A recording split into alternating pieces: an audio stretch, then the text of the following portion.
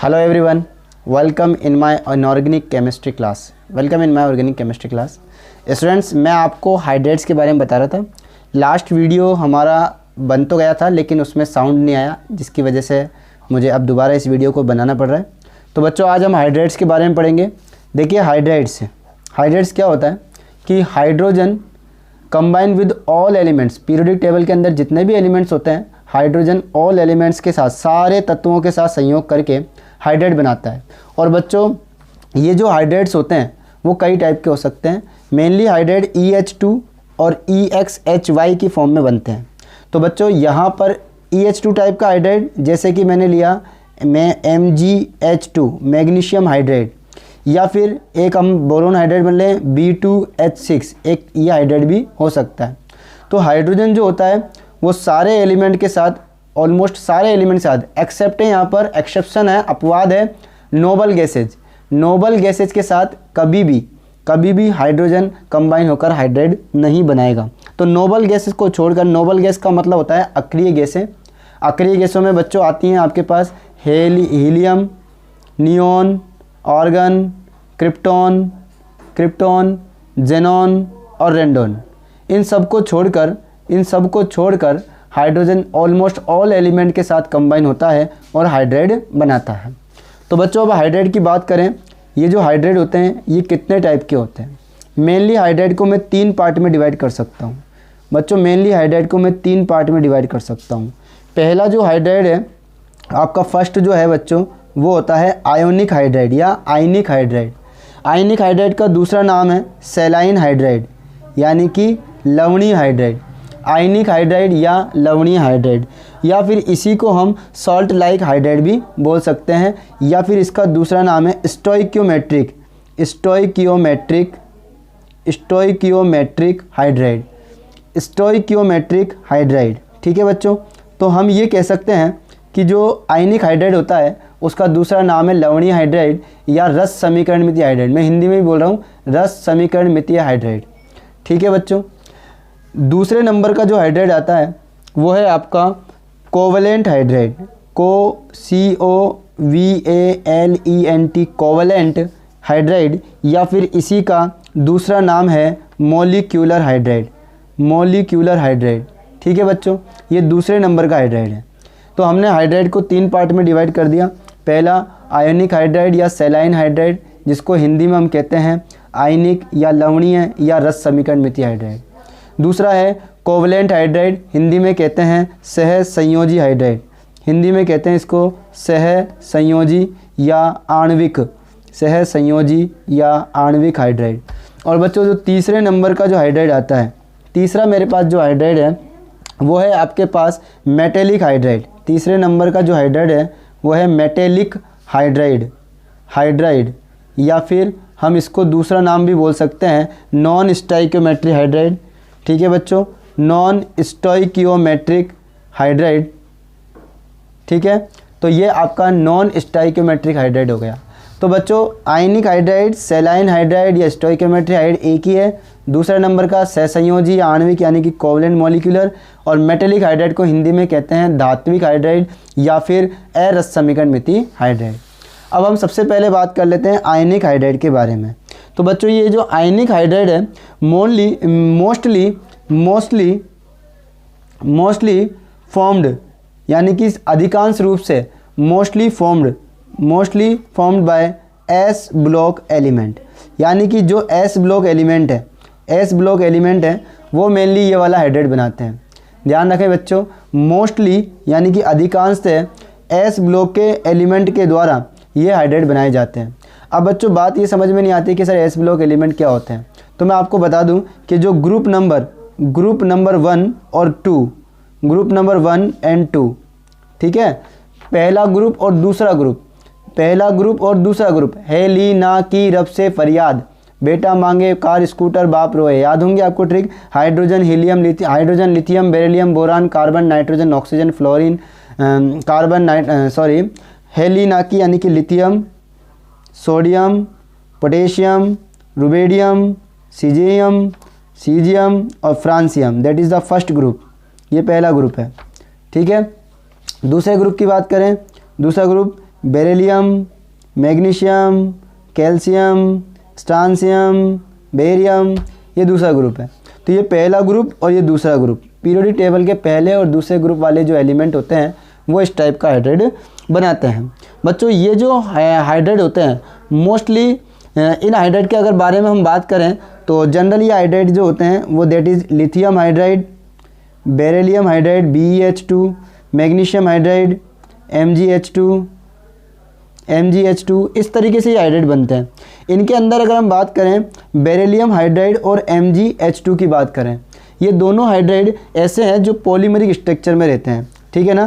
तो हम यहाँ बात करते हैं beryllium hydride and magnesium hydride are polymeric structure, are exist in polymeric structure. Polymeric मतलब ये बच्चों क्या होता है, पॉलीमर की फॉर्म में होते हैं, ठीक है ना, यानी कि सिंगल एग्जिस्टेंस नहीं होता इनका, पॉलीमरिक स्ट्रक्चर होती है इनकी, ठीक है।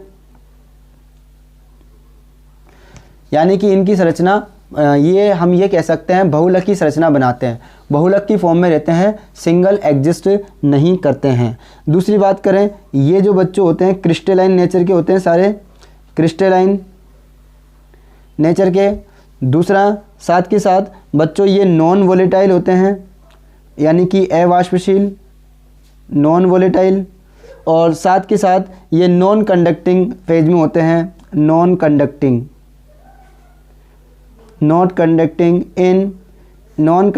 इन सॉलिड स्टेट, यानी कि ये सॉलिड स्टेट में नॉन कंडक्टिंग होते हैं।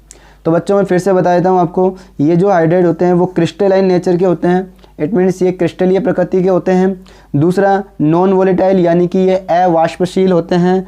और तीसरा ये non conducting in solid state, यानी कि सॉलिड स्टेट में ये हीट और इलेक्ट्रिसिटी के नॉन कंडक्टर होते हैं। लेकिन जब हम इनको मेल्ट कर देते हैं, इनको पिघला देते हैं, तो मोल्टन स्टेट में, यानी कि पिघली हुई अवस्था में ये हाइड्रोजन गैस रिलीज़ करते हैं। और हाइड्रोजन गैस जो रिलीज़ होती है बच्चों, वो किस पर रिलीज़ होती है, वो रिलीज होती है एनोड पर।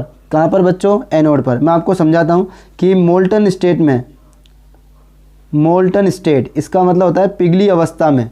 जब हम इन हाइड्राइडों को पिघली अवस्था में इनके अंदर इलेक्ट्रिसिटी जनरेट करते हैं, तो ये मैंने एक एनोड लगाया, एक कैथोड लगाया, ये एनोड है, ये कैथोड है, ठीक है बच्चों। और मैंने आपके यहाँ पर इलेक्ट्रिसिटी प्रोड्यूस करने के लिए इनको लगा दिया। तो ये जब हम इन हाइड्राइडों की बात करते हैं, तो जो हाइड्रोजन होता है, ये जो हाइड्रोजन है बच्चों, ये किस पर जाता है, ये जाता है एनोड पर। तो हाइड्रोजन एनोड पर जाएगा, और एनोड जो होता है वो पॉजिटिव होता है, कैथोड जो होता है वो नेगेटिव होता है।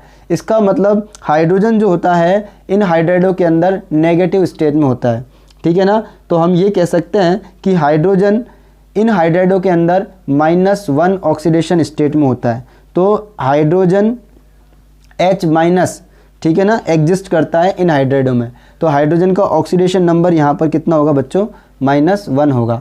बिकॉज हाइड्रोजन जो है यहाँ पर देखो, अगर -1 होता है तो 2H- जो है वो मोल्टन स्टेट में, कौन सी स्टेट में, मेल्ट, यानी कि पिघली हुई अवस्था में एनोड पर जाएगा और H2 की फॉर्म में 2 इलेक्ट्रॉन रिलीज़ करके बाहर निकलेगा, ठीक है बच्चों। तो ये इस बात को प्रूफ करता है कि मोल्टन स्टेट में जब हमने देखा कि एनोड पर हाइड्रोजन गैस गई है, तो एनोड पर क्यों गई है, क्योंकि हाइड्रोजन जो होता है वो इसके अंदर माइनस की फॉर्म में होता है, इसीलिए। तो हम ये कह सकते हैं कि इन हाइड्राइडों के अंदर हाइड्रोजन -1 ऑक्सीडेशन स्टेट में होता है, ठीक है बच्चों। अगर हम बात करें ये जो हाइड्राइड होते हैं, ये हाइड्राइड वाटर के साथ वायलेंटली, तेज़ी से, फास्टली, बहुत जल्दी से रिएक्शन करते हैं और NaOH बना लेते हैं। जैसे कि NaH, इनकी रिएक्शन मैं H2O से कराऊं तो ये फास्टली रिएक्शन होगी, बहुत तेज़ी से रिएक्शन होगी, और आपका बन जाएगा NaOH plus H2 gas fastly release होगी बच्चों, ठीक है। मैं फिर बता देता हूँ, अगर हम बात करें इनकी तो दैट इज़ क्रिस्टलाइन नेचर के होते हैं, क्रिस्टलीय प्रकृति के होते हैं। और साथ के साथ ये नॉन वोलेटाइल, अवाष्पशील होते हैं, non conducting in solid state, और सॉलिड स्टेट में ये पुअर कंडक्टर होते हैं हीट और इलेक्ट्रिसिटी के, यानी कि कुचालक होते हैं विद्युत के और ऊष्मा के। लेकिन जब मोल्टन स्टेट की बात करें, इन हाइड्राइडों को जब गलाया जाता है या पानी में घोला जाता है, तो उस वक्त एनोड पर हाइड्रोजन गैस रिलीज़ करते हैं, ठीक है ना। उस वक्त ये हाइड्रोजन गैस एनोड पर रिलीज़ करते हैं, जो इस बात का प्रूफ है कि हाइड्रोजन जो है वो -1 ऑक्सीडेशन स्टेट में होता है। ठीक है बच्चों। दूसरा, अगर हम बात करें 2H- में होता है तो एनोड पर H2 गैस रिलीज होती है। ये जो हाइड्राइड होते हैं वो वाटर में स्प्रिंगली तेज़ी से सोल्यूबल होकर NaOH देते हैं और H2 गैस देते हैं। क्लियर बच्चों। और अगर हम बात करें इसके अलावा, और मैं आपको बताता हूँ कि अगर हम बात करें यहाँ पर लिथियम हाइड्राइड की, किसकी बात करें, लिथियम हाइड्राइड। लिथियम हाइड्राइड की बात करके मैं आपको दिखाता हूँ कि लिथियम हाइड्राइड क्या होता है बच्चों। ये अगर मॉडरेट टेम्परेचर पर यानी कि मध्यम ताप पर O2 और Cl2 के साथ भी रिएक्शन कर सकता है। लिथियम हाइड्राइड मॉडरेट टेम्परेचर पर, कैसे टेम्परेचर पर, मॉडरेट इट मीन्स मध्यम ताप पर ये O2 और Cl2 के साथ भी क्या कर सकता है, रिएक्ट कर सकता है। ठीक है। और इसके साथ रिएक्ट करता है, साथ के साथ लिथियम हाइड्राइड से आप अदर यूज़फुल हाइड्राइड भी ऑब्टेन कर सकते हो। तो अगर मैं लिथियम हाइड्राइड की रिएक्शन बच्चों, अगर मैं लिथियम हाइड्राइड की रिएक्शन Al2Cl6 से करा दूं तो आपके पास बनता है lithium aluminium hydride. It is a very important hydride जो कि बहुत काम आता है। साथ में आपके पास लिथियम क्लोराइड भी बनेगा, 6 मोल लिथियम क्लोराइड बनते हैं। ठीक है बच्चों। और अगर मैं देखिए साथ के साथ अगर मैं लिथियम हाइड्राइड की रिएक्शन दोबारा, अगर मैं लिथियम हाइड्राइड की रिएक्शन डाइबोरेन से यानी कि B2H6 से करा दूं तो लिथियम बोरोहाइड्राइड भी बन जाता है। ये भी एक इम्पोर्टेंट हाइड्राइड है। तो बच्चों ये सारी बात हो गई आपके उन हाइड्राइडों की जो कि आयनिक होते हैं या सॉलिड होते हैं। ठीक है बच्चों, बात समझ में आई। मैं फिर से आपको बता दूं, एक बार फिर से बता दूं कि लिथियम हाइड्राइड की अगर हम बात करें तो लिथियम हाइड्राइड मॉडरेट टेम्परेचर पर मध्यम ताप पर O2 और Cl2 के साथ रिएक्शन कर सकता है। इसलिए हम इसके लिथियम हाइड्राइड की रिएक्शन एल्युमिनियम क्लोराइड से कराते हैं तो useful hydride lithium aluminium hydride आपको प्राप्त होता है। It is very important hydride और ये एक टाइप का रिड्यूसिंग एजेंट की तरह भी काम करता है। दूसरा, डाइबोरेन के साथ अगर हम लिथियम हाइड्राइड की रिएक्शन कराएंगे तो लिथियम बोरोहाइड्राइड भी बनता है। अब हम बात करते हैं कोवलेंट हाइड्राइड की, सह संयोजी हाइड्राइड की बात करें तो बच्चों ये जो हाइड्राइड हैं मोस्टली, अगर हम बात करें इन हाइड्राइडों की तो mostly formed by P block element, mostly form by P block element. यानी कि जो P ब्लॉक एलिमेंट है, अगर हम P ब्लॉक एलिमेंट के साथ इन हाइड्रोजन की रिएक्शन कराएं तो बनने वाले जो हाइड्राइड होंगे वो कोवलेंट या मॉलिक्यूलर होंगे, यानी कि सहसंयोजी या आणविक हाइड्राइड होंगे। ठीक है बच्चों। तो अब P ब्लॉक कहाँ से कहाँ तक होता है, P ब्लॉक होता है ग्रुप नंबर, हम बात करें ग्रुप नंबर 13 to 18 तक। ठीक है ना। 18 वाले जो ग्रुप हैं वो कभी हाइड्राइड नहीं बनाते, इसलिए हम यहाँ पर 13 to 17 बोलेंगे। 13 to 17 ग्रुप, 13 से लेकर 17 ग्रुप तक है, 13, 14, 15, 16, 17 ये सारे ग्रुप जो होते हैं बच्चों क्या बनाते हैं, हाइड्रोजन के साथ रिएक्शन करके कोवलेंट या मॉलिक्यूलर हाइड्राइड बनाते हैं। अब कोवलेंट और मॉलिक्यूलर हाइड्राइड की अगर हम बात करें तो इनको भी आगे क्लासीफाइड किया जा सकता है on the Lewis base structure. ठीक है ना, लुईस स्ट्रक्चर के according to Lewis structure, Lewis संरचना के अनुसार अगर हम बात करें तो इन हाइड्राइडों को भी हमने आगे बच्चों 3 पार्ट में डिवाइड कर दिया। इन हाइड्राइडों को भी मैं 3 पार्ट में डिवाइड कर देता हूं ताकि आपको और आसानी से इनको समझा सकूं। पहला जो हाइड्राइड है बच्चों, इसमें पहले की अगर हम बात करें, पहला जो हाइड्राइड है वो फर्स्ट हाइड्राइड ये हो जाएगा इलेक्ट्रॉन डेफिशिएंट हाइड्राइड, यानी कि वो हाइड्राइड जिनके अंदर सेंट्रल एटम पर इलेक्ट्रॉन की कमी होती है। तो जिनके पास इलेक्ट्रॉन की कमी होती है वो होता है ग्रुप नंबर 13। तो ग्रुप नंबर 13 जो 13 ग्रुप एलिमेंट्स हैं वो सारे के सारे इलेक्ट्रॉन डेफिशिएंट हाइड्राइड बनाते हैं। जैसे मैं एक एग्जांपल बना के दिखाऊं तो मैं BH3, इसको अगर आप देखो 13 जो ग्रुप आता है बच्चों बोरोन वाला आता है। ठीक है, तो 13 ग्रुप की बात करूं BH3, इसमें सेंट्रल एटम के पास लोन पेयर प्रेजेंट नहीं है, तो ये कहीं से एक लोन पेयर क्या कर सकते हैं, एक्सेप्ट कर सकते हैं। तो इसलिए इनको बोला जाता है लोन पेयर एक्सेप्टर। और जब ये लोन पेयर एक्सेप्टर हैं, लोन पेयर को एक्सेप्ट कर सकते हैं, ये लोन पेयर को एक्सेप्ट कर सकते हैं, इसलिए ये काम करते हैं एक्ट एज ए लुईस, जो लोन पेयर एक्सेप्ट करते हैं उनको एसिड बोलते हैं, एक्ट एज लेविस एसिड, ठीक है। तो ये लुईस अम्ल की तरह व्यवहार करते हैं, ये लोन पेयर ग्रहण कर सकते हैं, इनके सेंट्रल एटम पर, इनके केंद्रीय परमाणु पर एक लोन पेयर की कमी होती है। ग्रुप नंबर 13 के जितने भी एलिमेंट हैं वो सारे इलेक्ट्रॉन डेफिशिएंट यानी कि इलेक्ट्रॉन न्यून हाइड्राइड बनाते हैं, ठीक है बच्चों। तो इनके अंदर मोस्टली कौन कौन से आते हैं, बोरोन हाइड्राइड, ठीक है ना। तो इसीलिए ये जो हाइड्राइड होते हैं वो डाइमर स्ट्रक्चर में होंगे, ठीक है। तो इसका बेस्ट एग्जाम्पल आ जाएगा आपके पास B2H6, ये इसका एग्जाम्पल हो जाएगा बच्चों, क्योंकि BH3 अकेला एग्जिस्ट नहीं करता, ये B2H6 की फॉर्म में एग्जिस्ट करेगा। इट मीन्स द डाइबोरेन ये आपको बना देगा। तो अगला बच्चों अपना पास आता है इलेक्ट्रॉन प्रीसाइज। सेकंड जो आता है वो आता है इलेक्ट्रॉन प्रीसाइज। इलेक्ट्रॉन प्रीसाइज इसका मतलब इलेक्ट्रॉन सफिशिएंट, इलेक्ट्रॉन पर्याप्त होते हैं इनके पास। तो ये जो हाइड्राइड होते हैं ये आपका ग्रुप नंबर 14 के जो एलिमेंट हैं, कार्बन सिलिकॉन, ठीक है ना, काशी गए सुनो प्रभु, कार्बन सिलिकॉन जर्मेनियम है ना, और टिन और SN और इसके बाद लेड, ये जो आते हैं, ये वाला जो ग्रुप 14 है, ठीक है ना, वो इलेक्ट्रॉन प्रीसाइज यानी कि ऐसे हाइड्राइड जिनके पास इलेक्ट्रॉन पर्याप्त होते हैं वो वाले हाइड्राइड बनाते हैं। तो इनके अंदर कौन से आएंगे, फॉर एग्जांपल CH4 इसके अंदर। तो बच्चों इनकी जो ज्योमेट्री होती है, ठीक है ना, अगर हम बात करें ज्योमेट्री, इनकी जो ज्योमेट्री होती है वो कैसी होती है, इनकी ज्योमेट्री, इनकी ज्यामिति टेट्राहेड्रल होती है। कैसी होती है, टेट्राहेड्रल, इनकी ज्योमेट्री टेट्राहेड्रल होती है। तो टेट्राहेड्रल ज्योमेट्री इनकी होती है बच्चों। Electron precise group number 14 element जो होते हैं वो इलेक्ट्रॉन प्रीसाइज हाइड्राइड बनाते हैं, और इनके अंदर मेनली कौन आते हैं, इनकी जो स्ट्रक्चर होती है वो ज्योमेट्री यानी कि इनकी जो ज्योमेट्री होती है वो टेट्राहेड्रल होती है, और मेनली CH4 यानी कि मेथेन हाइड्राइड इसके अंदर आपको देखने को मिलता है।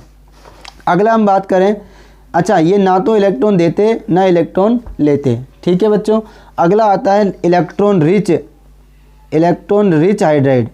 इलेक्ट्रॉन रिच हाइड्राइड यानी कि ऐसे हाइड्राइड जिनके पास इलेक्ट्रॉन खूब सारे होते हैं, इलेक्ट्रॉन सफिशिएंट होते हैं, पर्याप्त होते हैं।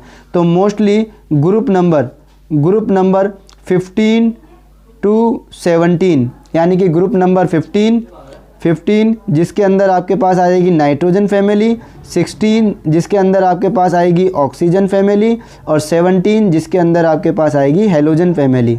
तो इनके पास लोन पेयर होते हैं बच्चों। नाइट्रोजन के पास 1 लोन पेयर होता है, ठीक है, 1 लोन पेयर, और इसके पास ऑक्सीजन के पास 2 लोन पेयर होते हैं, ठीक है, और फ्लोरीन के पास 3 लोन पेयर होते हैं। तो 3 लोन पेयर, इनके पास इलेक्ट्रॉन लोन पेयर बहुत ज़्यादा हैं, इसलिए ये लोन पेयर डोनर होते हैं, लोन पेयर दाता होते हैं। और जब ये लोन पेयर दाता होंगे तो act as a Lewis base, Lewis चार की तरह ये व्यवहार करेंगे बच्चों। तो लुईस चार की तरह ये व्यवहार करते हैं, ये आपको ध्यान रखना है। लेकिन साथ के साथ एक स्पेशलिटी और है कि इनके पास बहुत सारे लोन पेयर हैं, मोर इलेक्ट्रोनेगेटिव एटम है, ये अधिक विद्युतरणीय परमाणु हैं, इसलिए हाइड्रोजन बॉन्ड का फॉर्मेशन करते हैं, ये हाइड्रोजन बॉन्ड फॉर्म करते हैं, ठीक है, जिसकी वजह से ये मॉलिक्यूलर एग्जिस्ट करते हैं, मॉलिक्यूलर फॉर्म में एग्जिस्ट करते हैं बच्चों, एग्जिस्टेंस, समझ गए बच्चों। तो इलेक्ट्रॉन रिच, वापस बता रहा हूँ, इलेक्ट्रॉन धनी जिनके पास खूब सारे इलेक्ट्रॉन होते हैं वो वाले हाइड्राइड जो है वो group number 15, group number 16, group number 17 के जो एलिमेंट हैं वो इलेक्ट्रॉन रिच हाइड्राइड बनाते हैं। और इनमें mostly nitrogen family, oxygen family और फ्लोरीन का परिवार, न्यूजीलैंड पाकिस्तान आपको याद होगा, पीरियोडिक टेबल आप देख सकते हो बच्चों। नाइट्रोजन वाली फैमिली में 1 लोन पेयर होता है नाइट्रोजन के पास, ऑक्सीजन के पास 2 लोन पेयर होते हैं, फ्लोरीन के पास फ्लोरीन के पास 3 लोन पेयर होते हैं। तो लोन पेयर ज़्यादा हैं इसलिए ये डोनेट कर सकते हैं, इसलिए लोन पेयर डोनर इनको बोला गया है। और ये लेविस बेस यानी कि लुईस चार की तरह कार्य करते हैं। मोर इलेक्ट्रोनेगेटिव होते हैं ये जो एलिमेंट है मोर इलेक्ट्रोनेगेटिव है, जिसकी वजह से ये हाइड्रोजन बॉन्ड बनाते हैं। और जो एग्जाम्पल है इनका जो एग्जाम्पल है बच्चों वो आता है NH3, H2O, HF एक्सेट्रा। ये जो हाइड्राइड है बच्चों ये आपका आता है कोवेलेंट इलेक्ट्रॉन रिच हाइड्राइड। बच्चों अब जो थर्ड बचा है मेटेलिक हाइड्राइड वो हम आपको नेक्स्ट क्लास में बताएंगे। तो मिलते हैं आपको नेक्स्ट क्लास में मेटेलिक हाइड्राइड यानी कि नॉन स्टाइकोमेट्रिक हाइड्राइड के बारे में। Thank you so much, goodbye and take care.